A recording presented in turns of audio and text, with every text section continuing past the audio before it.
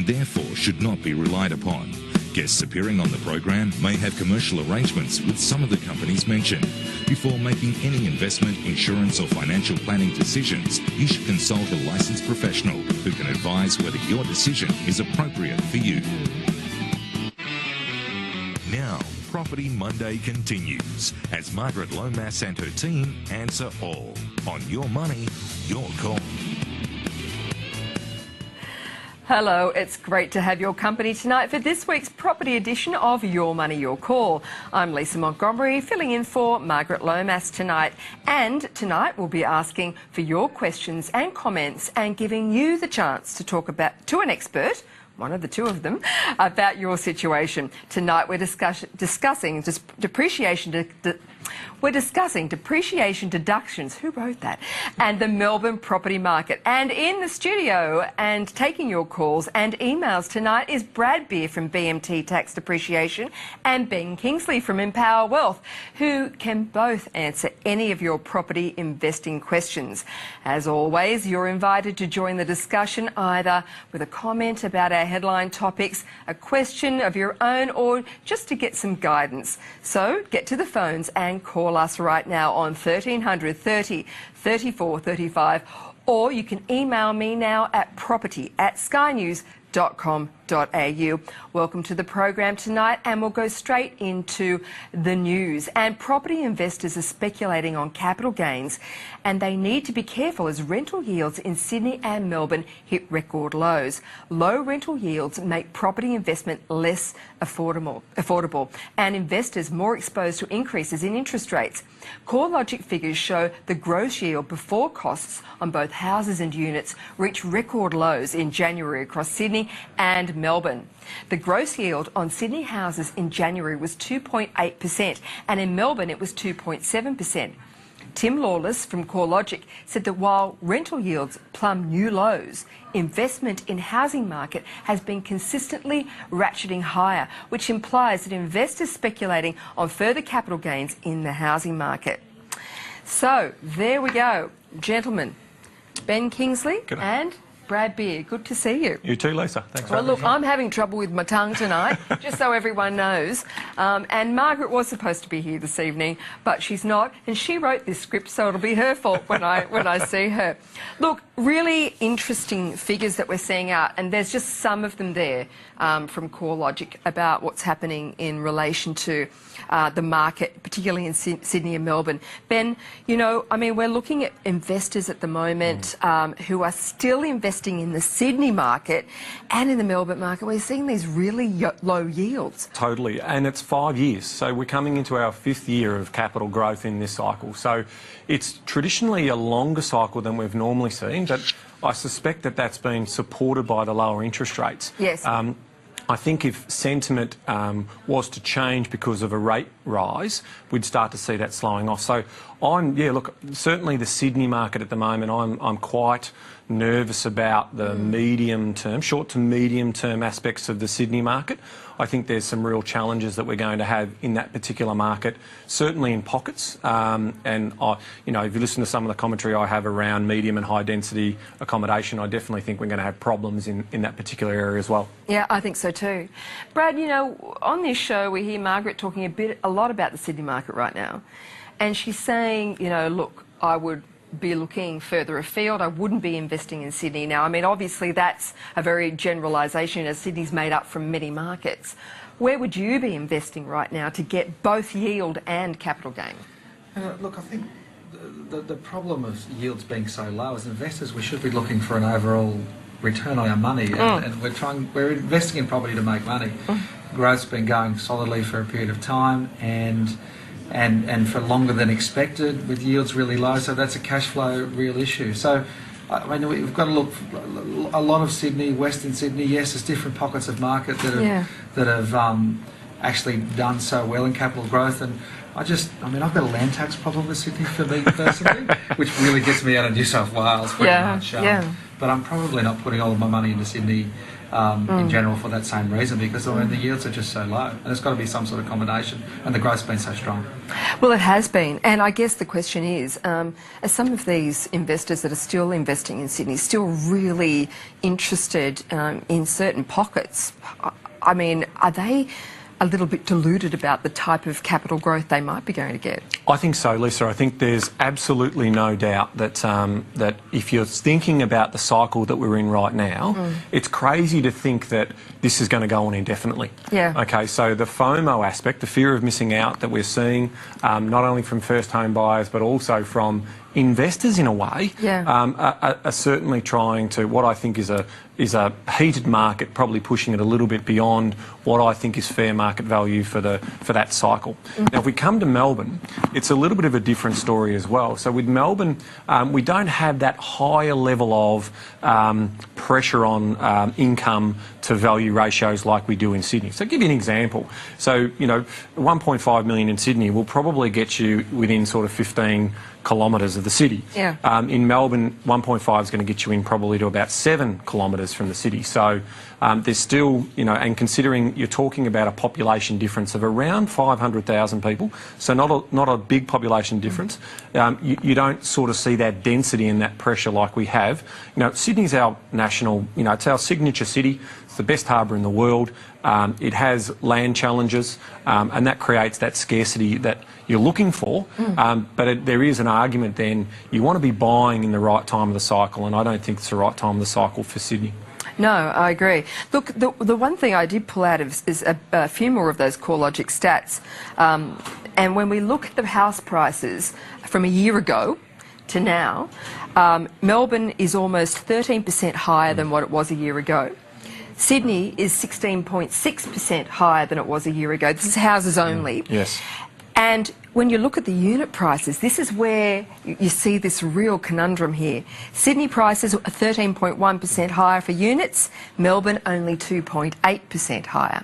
So I think this is a really interesting one, because, you know, we have that oversupply there, don't we, in Melbourne? And that's really reflecting there, isn't it? Yeah, it is. There's two things that are happening there. So just to give you an idea, supply in houses versus units in the Sydney market. So I think it was 1991 where we started to build more units than houses in Sydney. Now, it was back in 2012 that we only started to build more units than houses in both Melbourne and Brisbane is also. So we've got Melburnians don't adapt to living in apartments because they haven't had a generational change yet. So I think that there's definitely a flight towards houses as a safety piece, but I think what we are seeing here is consumers in the Sydney market are quite happy to understand that they might be in a 2-bedroom, 1-bathroom unit in a small block, and they're comfortable with that because they don't see anything different. They come to the Melbourne market, and generations, my generations and the generations under me, they expect to live in a house. So there is a little bit of that, but also that oversupply conversation around, say, the top end of Melbourne, around that sort of Victoria Markets area, Flagstaff sort of station area, that's oversupplied. You've got St Kilda Road, and you've also got Docklands, which has also got some challenges as well. Yeah. Well, look, let's talk a little bit more about that a bit later, actually, and we'll come back to the Melbourne market, which I think is a very hot topic. But we've got a short question now from Paul, just to our first email. When downsizing, should you sell first? And what should I look out for? Now, that's a really broad, short question. Brad? It is a very broad question, and I suppose it depends on so many factors, like what's the financial situation, and we're not going to have any of those sort of answers, and you need some really financial advice around that. If you are to sell first, then if the market's moving, you might struggle to find something else. Time could be an issue for you there. If you don't sell first and you buy into something else and you can't sell the other property, then that could cause you some very big problems as well, because you want to have some bridging finance in between. And if you can't maintain that for a period of time, you might be at the mercy of the banks as to what gets sold at a later date, which you didn't want to be in that position. So from a risk perspective, selling first in that respect is probably a little bit better. But then, I know, pros and cons, it comes down to your financial situation a lot, doesn't it? Well, it does. And I think, we were talking outside, I've recently just done something similar, and we bought before we sold, but we were in a very hot market on the lower North Shore in Sydney. So it was, I think it really is really driven by the market, whether you can sell your property quickly and for the price that you're looking for as well. And in such a rising, pushing market, you've got the ability to do that, as long as it's not at the tip. Yeah, that's right. I think generally that's what, hopefully what we can say to Paul and to all of the viewers out there is, around that point, you know, it's important to understand that if you're at the top of the cycle, it's a great time to be downsizing. If you can even rent for a period of time, there might even be a better opportunity. But I think one of the best messages we could give to anyone who's thinking about this is to go and get some financial advice. Absolutely. Because it's really important to know that if you're going to get a cash windfall, what are you going to do with that cash windfall? So if you're going to be putting it into superannuation, that could be terrific. So by seeing someone before you make the decision to sell, he or she can give you a good idea as to how much you would likely get, or when it becomes worthwhile actually executing on the sale. So let's say you take the product to an auction and you don't get the price that you were looking for, well, you're in no rush to sell. But if you do get overs, in your case, Lish, I think you got overs as well. You know, from that point of view, it's like, well, there's extra money that we knew that was our bottom line. Now we've got this surplus, and so we can choose to maybe have a little bit of a holiday, but also put some of it away for tomorrow as well. It all really depends on how much risk you want to take in this transaction, and if you can manage that risk while it's happening, particularly if you sell first. Okay, we've got a caller coming through now, and it's Daniel. Daniel, how can we help you this evening? Hi, yeah, my name is Daniel. I really love the show. A first-time caller. Basically, I have 4 investment properties, and I would like to briefly talk about property protection. Is there any other way of protecting my properties other than to set up a trust fund? And if I do set up a trust fund, is it going to impact on my tax deductions? What other cost-effective options do I have? Because all my properties are in my name. How do I best protect my assets in the event of a divorce? I ask this question to a lot of people, and I keep getting different answers from different people, and no one can give me a straightforward answer. So, well, there probably isn't a straightforward answer, to be honest, Daniel, but I'm going to go to the panel. Ben, did you get all of that question? I missed the very start of it, but I got the asset protection piece. Okay. There's 4 properties. He's got 4 investment properties. He's wanting to get some protection for those properties. Should he put them into a trust fund? You know, will that affect his taxation situation? What's your view? So we're not tax specialists here, Daniel, but what I can tell you is some, tax facts. And the reality is that if you're looking to transfer existing assets into a trust structure, you're going to be up for stamp duty, number one. Secondly, yes, you may be able to protect your assets from an asset protection point, but not from your wife. The family court can slice through trust structures like butter. So it's really important to understand, let's hope you're having a loving relationship and everything's going well for you. But the reality is that there's a lot of hype merchants out there saying that asset protection is absolutely critical for a lot of people, yet the vast majority of us invest in property in our own personal names. We don't necessarily use complex structures to go about doing that. There are costs associated with those, and from a taxation point of view, if you've got some losses, those losses are trapped inside that trust structure as well. So it's really important to get a full rounded view in regards to what that looks like. Absolutely. Brad, what do you think? Well, I guess protection. Look, and I've actually got properties in name and also in structures. And once again, not a structuring expert, but I think one thing, having it in both, there is definitely more cost associated with that. And transferring is actually not easy to get it into a different structure. And I guess the marriage question will, make it a happy marriage if it isn't one before or afterwards, because I think they, can slice through those things. So fairly similar.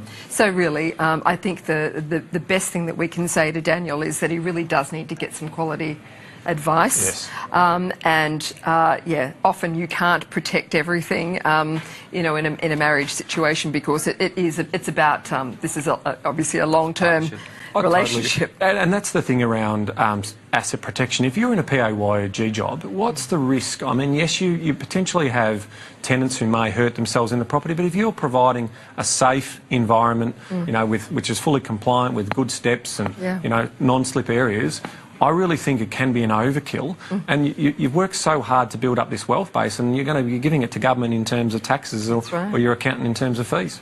Absolutely. All right, well, it's our pleasure to have your company tonight on Your Money, Your Call. And by becoming involved in the show, you will receive a copy of one of Margaret's books. And this week, it's the 20 must-ask questions for every property investor. Call or email your question to us, and at the end of the show, each email and each caller whose questions we use tonight will score a copy of this particular book, which is essentially a guide to discovering those important growth drivers in property. So call us now on 1300 30 34 35, just like Daniel, or email property@skynews.com.au with a question. And if we answer it tonight, make sure you watch to the end of the show to see if you get your copy. We'll be taking a short break right now, but there's plenty more after the break. We'll be right soon.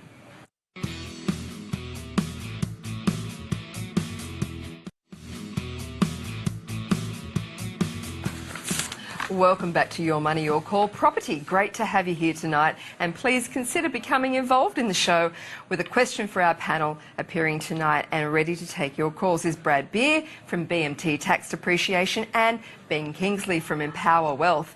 You can get your questions to us easily. Just call us now on 1300 30 34 35 or email us at property@skynews.com.au. And our next caller is Peter. And Peter, you're from Melbourne. How can we help you this evening? Hi panel, thanks for having me. Look, I've got an interesting question, I suppose. I put a proposal to my siblings yesterday. We're in a situation where my mother passed away about 4 months ago, and I'm the executor of the will, and the house is part of the estate. And I noticed in the area, which she's from Glenroy in Melbourne, there seems to be a lot of developments going on there, and my proposal to my siblings was, is it worthwhile pursuing the idea of getting plans and permits for a unit development, not going to build it ourselves, but to put it on the market with those plans, and would we be able to maximise what we could get for the house?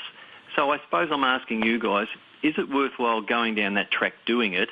Am I going to get, or are we going to get a good return for our money? So is it a matter of spending 40 to make 100? I'm just interested in your thoughts. How large is the property, Peter? 700 square metres. 700 square metres? Yeah. And it's in a really good position. It's probably 5 minutes walk to the railway station and shops. Okay, great. All right, I'm going to go straight to Ben on this one. Ben, Sure. what do you think? Peter, I've got a couple of other questions if I can, if We've you're still on the Peter line. there? Yep, sure. Yeah, so do you know whether you can get 4 on the block or just 3? Yeah, now that's the issue, because in the blocks directly behind hers, there's mostly 3s where they've got 2 double stories and a single story at the back. Yep. But they were all put up, say, 5 years ago, so maybe with newer designs now, they might be able to get an extra one on. Yep. Right. Okay, so Peter, what I want you to do is the ones that are being sold by the local estate agents, I want you to reach out to a couple of the specialist selling agents in the area who specialise in these types of what we call project sales. Yep. The reason why I want you to do that is I want you to sit down with them and I want them to show you the comparable sales of what they're being able to achieve. Now, I know you don't want to build them, but the most important point here is what you're trying to assess from them is the level of interest they've got from potential developer builders who want to buy stock in this area.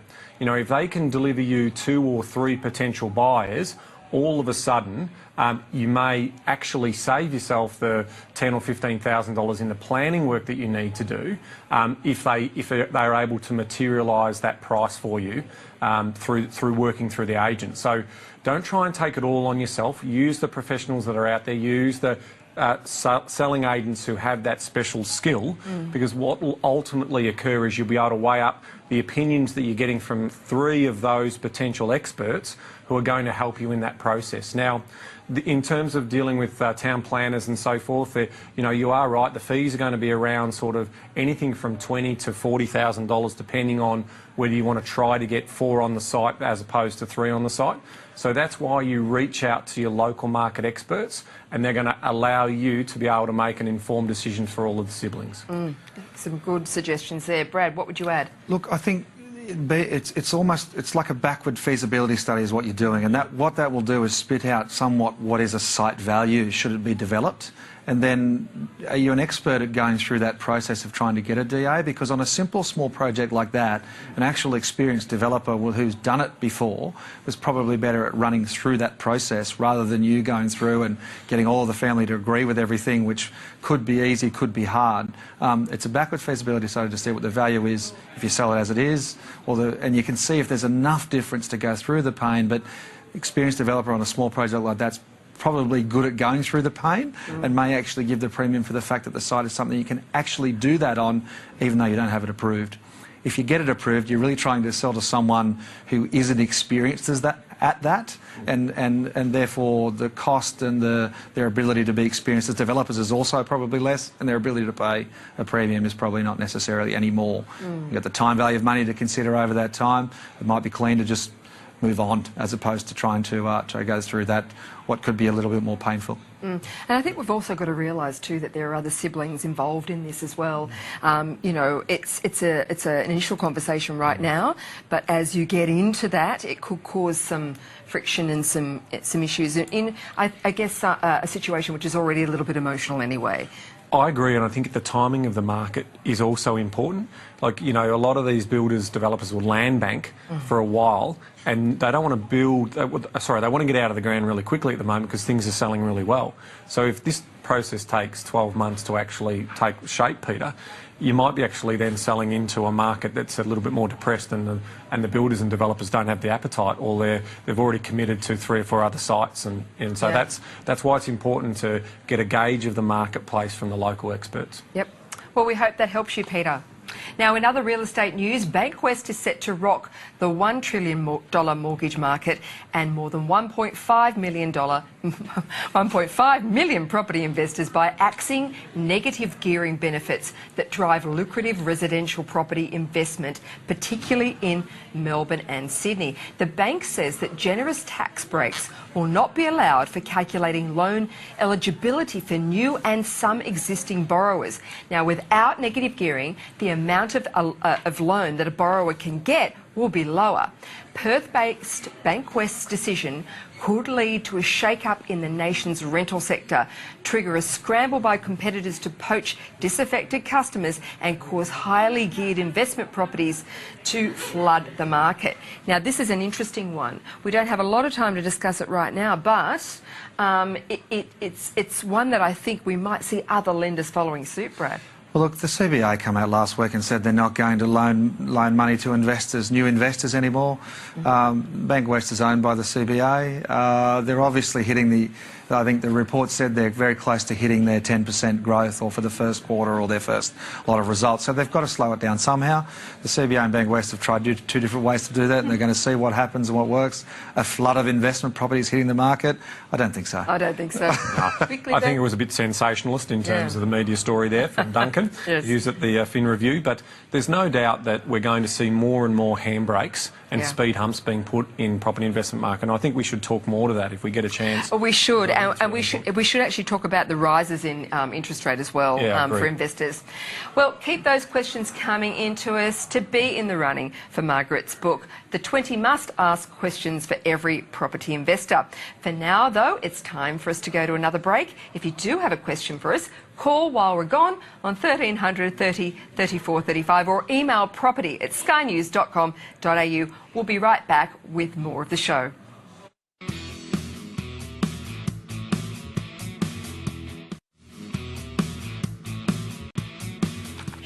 Welcome back, and thanks for tuning in tonight for our property edition of Your Money, Your Call. I'm Lisa Montgomery, filling in for Margaret Lomas, and tonight Brad Beer from BMT Tax Depreciation and Ben Kingsley from Empower Wealth are answering all your questions. So call us now on 1300 30 34 35.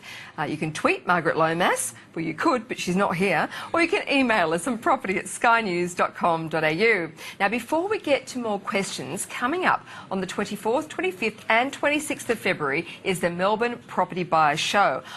It's on all weekend at the Melbourne Convention Centre. Now, this is a great opportunity for you to learn from a host of experts and pick up some new skills as a property investor. Now, Margaret will be speaking at the show, but take note, she's only appearing on Saturday the 25th. Only on Saturday the 25th of February at 1 p.m. She will not be there on any other day. So if you intend to go, make Saturday the day that you arrive. Margaret has some tickets available and they're worth $50 each. And if you would like one, you can go to propertybuyershow, all one word, .com.au. So that's propertybuyershow.com.au and purchase tickets. Then use the promo code DestinyVIP, that's all one word as well, at the checkout. So if you do that, you will see Margaret and you'll see a whole bunch of experts. Will you be there, Brad? I'll be there speaking on Saturday as well. Fantastic. Ben? I'll be there speaking Friday, Goodness me, Saturday. I'm the only And one Sunday, I not think. speaking there. You would Why don't think you they would call. Okay, now we've got another caller on the phone and it's Tony from the Hunter Valley. How can we help you, Tony? Good evening, panel, Lisa. Hi. What I'm inquiring about is my husband's about to retire. I have already retired. We went and viewed a property today. We're in the Hunter Valley, in Newcastle, actually. A very, very, very old and decrepit property. We spoke to the agent. He suggested that the absolute max that the area could sustain is the most up to 500,000. The home that we want to purchase is priced, they think, between 300 to 320. It is so bad that we just don't know whether we're going to put in. We think we haven't had it checked or any appraisals done, but we think about 100,000 that we put in. Is it worthwhile putting $100,000 in to a property that we want to make more than our money? We want to put $1 in and get $2 back. Mm-hmm.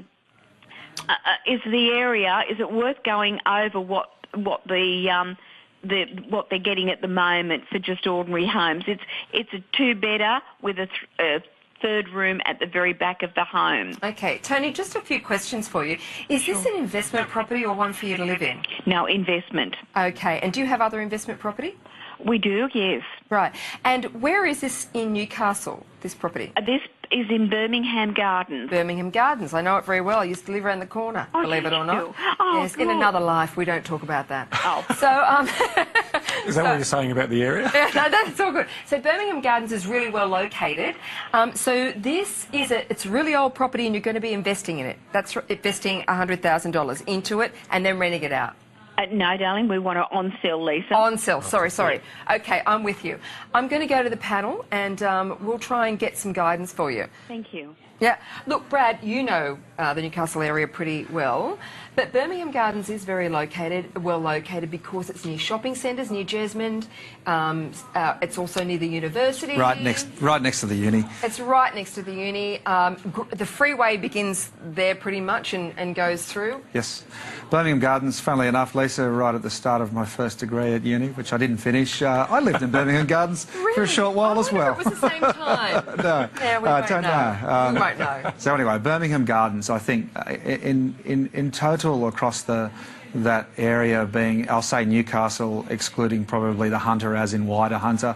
I've got a number of properties around Newcastle and not far from Birmingham Gardens, and I think I've been very happy with the growth that's come out of those properties over time, and I still think they've got some ability to grow into the future, and I do believe in the area. At Birmingham Gardens, you're choosing something very close to the uni. You've got good opportunity from a tenant perspective with students, which can bring its goods and bads, I suppose, but you know you're in a student area, and that's something you've got to be able to deal with. The good thing about the Hunter is that it pumps a whole lot of potential tenants back into that area every year. I like to try to get all my leases to end around January, even by giving people shorter leases so that they're January. If they do want to move, it's vacant when there's pressure on the market. You're not a renter-outer again, though, is the issue. A property like that in that area, it's probably easy to make hinge towards student accommodation, because then they can actually get pretty high cash flow returns from those in comparison to others by, multiple kitchen areas and things like that. So something to consider if you go into that.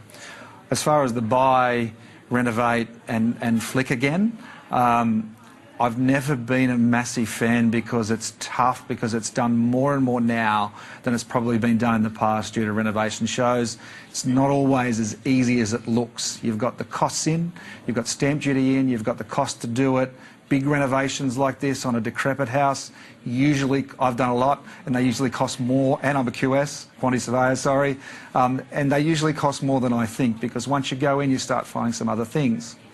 At the end of that process, you sell, you've got some agent's fees. So what I'm saying is really consider all the costs in, all the costs out, the opportunity cost and that money on the way through, and the fact that renovations often cost a little bit more than you expect. It's done a lot more by people, so it's tough to make money. It doesn't mean you can't. It can be done, but there's a lot, you've got a lot more competition in that space. I've been a buyer and a holder for the fact that I've also got the ability to write growth. Another point in those areas, I guess, the idea of being able to turn more space into bedrooms always helps with those things on the way through. But a few of my thoughts there, Tony. Some great thoughts. Some really good thoughts. Tony, thanks for the question. Obviously, if you're both quite handy, that's going to be an important part. If you're going to have to outsource all the trade work, then the reality is that $100,000, I've got two questions around that. The first one is, how are the bones of the property? You can burn $100,000 just getting the bones and the foundations right again. I'm with Brad. This needs to be, if you are looking to do it, you've got to add more bedrooms. So if you can get it up to a 4-bedroom, 2-bath configuration, you are absolutely right in saying that you want $2 for every dollar you put in. So you mentioned earlier, $300,000 purchase, $100,000 reno cost. You're looking to then on-sell it for $500,000. Now, remembering we're going to give it, if we sell that inside 12 months, we're going to lose our 50% concession in terms of the tax we're going to pay. So there's all of these things that you need to consider. That's why it's worth going to sit down, have a look at the recent sales in the area, get your comps worked out in terms of what it's going to be worth, and start doing those numbers, because it's all going to come down to the numbers and a lot of hard work if you're going to make this work for you. And I'd hate to see you both work 6 months flat out on this project to make $5,000 or $10,000 with overruns. So it's really important that you get the bones assessed first, and then you can see whether it's worthwhile doing, because it sounded like it was almost falling over in your description. And I think really what we're saying to Tony is maybe there's a better way to make some money here, and it may not be in relation to purchasing this particular property and investing. It's not cosmetic, it's structural. What we're talking about there is structural. That's right. So it's, you know, it's will the effort equal the value here? Yep. And I guess that's the question that we put back to you. Speed is a big thing in those. Yeah, it is. Often in and out, and being able to do that, you can easily burn time in a big reno and easily overblow the costs. Absolutely. Okay, let's go to our next question, and it's from Kate. Kate, you're from Sydney and you're asking a question about property in Melbourne. How can we help? Hello, Lisa and panel. Wonderful, wonderful program. It's my weekly education. Wonderful. And I record every program and then listen to them again and again and again so I get it right. Now, I've got properties in Queensland and South Australia, and I'm now looking at suburbs that I've heard Margaret talk about around Melbourne. And I'm wondering what your thoughts are on which side of the bay I should go. So I'm looking at Cranbourne, Altona Meadows, Carrum Downs, Norlane, Corio. Is there any one area or one suburb that's preferable to the others? Okay, well, Kate, you're very fortunate because we have a property expert from Melbourne tonight. So, Ben. Yeah, don't go to Corio down in Geelong, the entry-level area of Geelong. Just the demographics isn't right. Ultimately, what you're looking for is owner-occupier appeal. That's going to be where you get your growth story from. So the wealth side of Melbourne is the eastern side. So as you go down the peninsula, that's basically where the real wealth is. Now, I don't know what your budget is, Kate, so it's hard to sort of call that. But, you know, as you go down to the Mornington Peninsula way, that's where the majority of the value is. And you see that sort of stemming from, you know, that inner line that's going to be an exclusive train line that will take people from Geelong up into the Melbourne CBD, and that's going to be important for jobs, because ultimately what grows value is household incomes growing and basically scarcity around the opportunity to buy into that market, with owner-occupiers wanting to get into that market.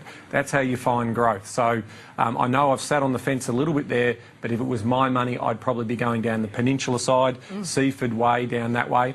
And I'd also potentially be looking at maybe even a townhouse if I can get that closer in, as opposed to saying that I need a big footprint of land if there's lots of vacant land around in the area. I don't want to be going out into the new estates, because that's where I potentially see the oversupply of land and I won't see any capital growth. That's interesting. You'd be looking at a townhome? Yeah. Yeah, okay.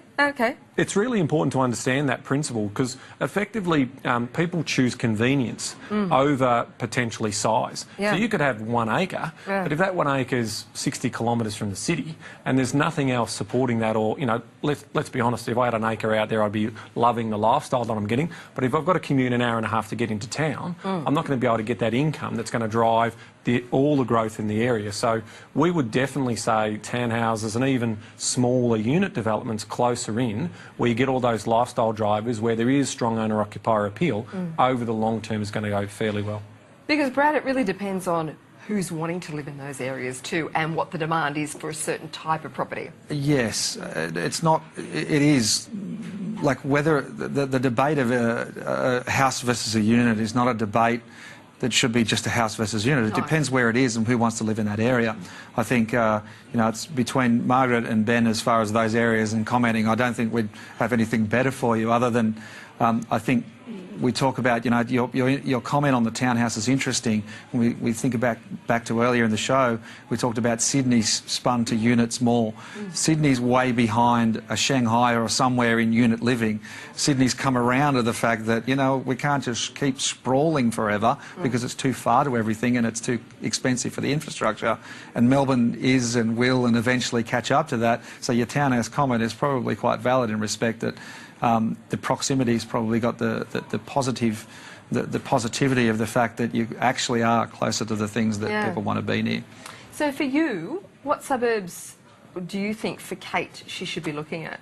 I'm not going to go against Ben on as far as the peninsula is concerned, being from that area. I think Geelong has had its other, and I guess the other side has had its issues in relation to Ford factory, Alcoa. There's a lot of job problems down on that sort of, you know. And you could see that potentially as opportunity. Has it been taken up? Was it an opportunity to buy? Has it passed?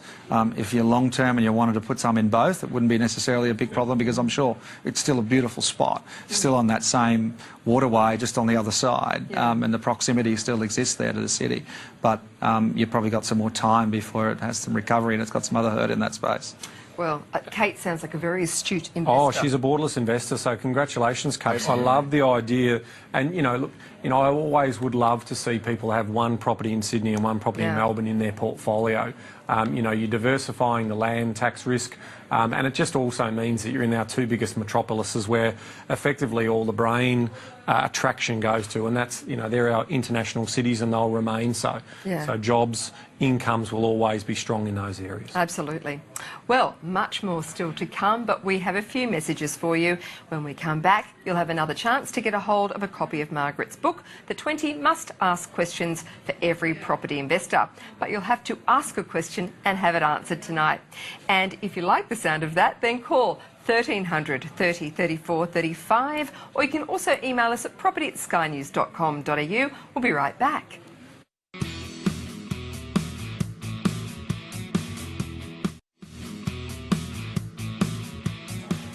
Thanks for sticking around and welcome back to Your Money, Your Call. I'm Lisa Montgomery, and this evening Brad Beer from BMT Tax Depreciation and Ben Kingsley from Empower Wealth have been answering your questions. Now, it's too late to call in now, but we have some time for some last questions. And we have another caller on the phone, and it's Peter.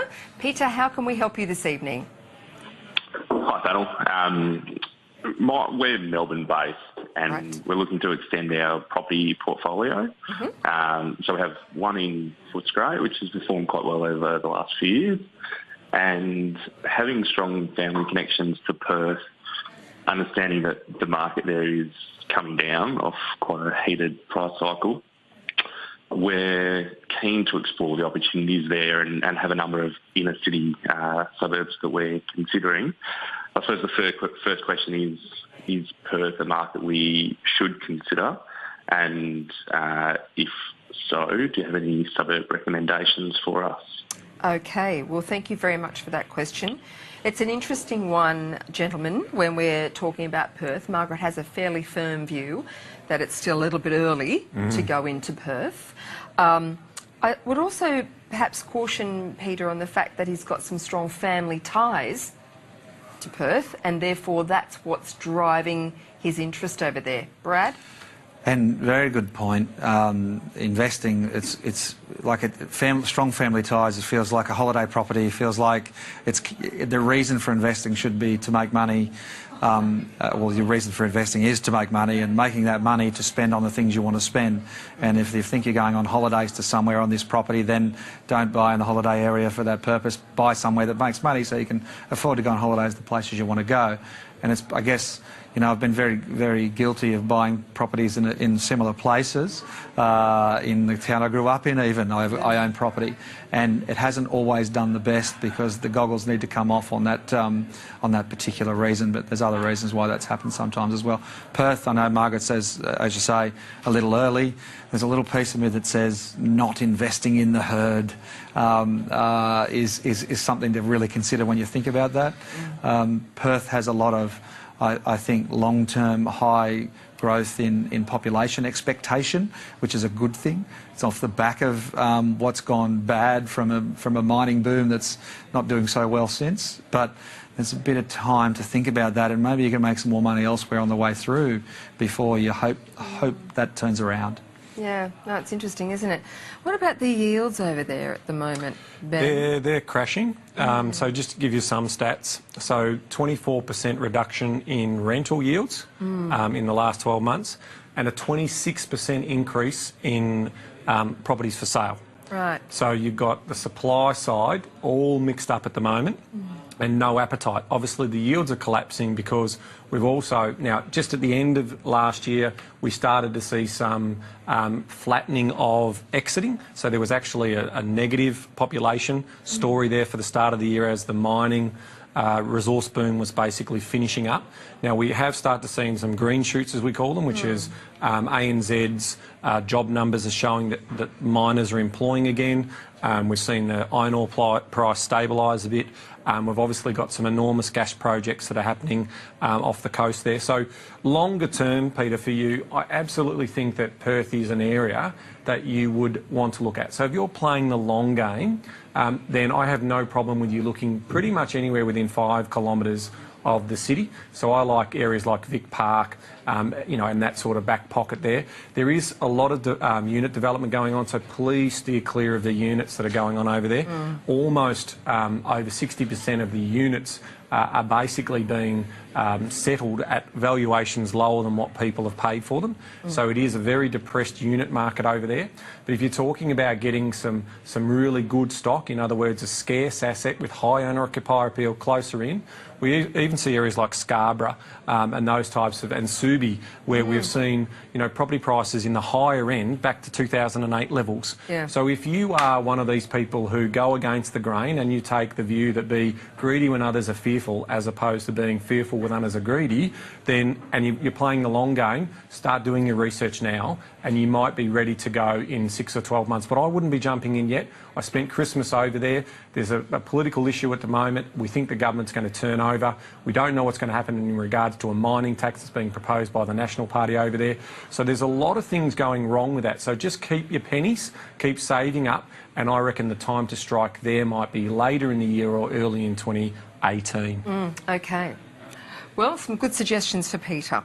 Now, we have time for one really quick email, and it's from Miles and Renee. And they say, we are a young couple from Sydney looking to purchase our first property. Due to the high house prices in Sydney, we're contemplating purchasing investment property within our price range, but continue to rent in our desired neighbourhood in Sydney. Is this a smart option? You betcha it is. And what are the best areas to purchase a property in up to $700,000? Just really quickly, gentlemen, given that we have to go pretty soon, where would you be looking at if they're living in Sydney? Well, you're living somewhere you've got to rent. You've got to get out a little bit further afield than in the centre, obviously. 700k, you're a fair way out. If you're going to rent vest, think about rent vesting, and doesn't need to be in Sydney. It could be somewhere else. If you're not going to live there, forget about trying to go close to where you want to go and look for somewhere that you think is going to make some money. 700 grand might get you 2 properties somewhere else in an area that has the right drivers for growth. Absolutely, Ben. You know, I mean, they're saying up to 700,000, but you know, they could go half that, really. Totally rent vesting financially makes sense. I'd be in southeast Queensland. I'd probably be closer to Brisbane, and I'd be looking for a house as close as I can get to the CBD area on a train line. Absolutely. It's as simple as that. Well, hopefully that will help Miles and Renee. Well, we've run out of time, but it's time to say goodbye to my guests tonight, Brad and Ben. They'll be back in a few weeks, as usual, so keep an eye out for them. If we've answered your question on the show tonight, you need to email Margaret, and you can do that on yourmoneyyourcall@destiny.com.au. That's yourmoneyyourcall, all one word, @destiny.com.au, and tell her which question you asked and provide her with your mailing address, and she will send you your book. Remember to head on down to Jeff's Shed in Melbourne on the 25th of February to catch Margaret and a host of other property experts, including these two guys. It will be worth your time, and don't forget those free tickets with the promo code Destiny VIP. Margaret will be back in the chair next week. Meanwhile, have a great week and happy investing.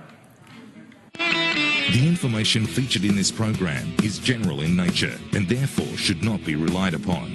Guests appearing on the program may have commercial arrangements with some of the companies mentioned. Before making any investment, insurance or financial planning decisions, you should consult a licensed professional who can advise whether your decision is appropriate for you.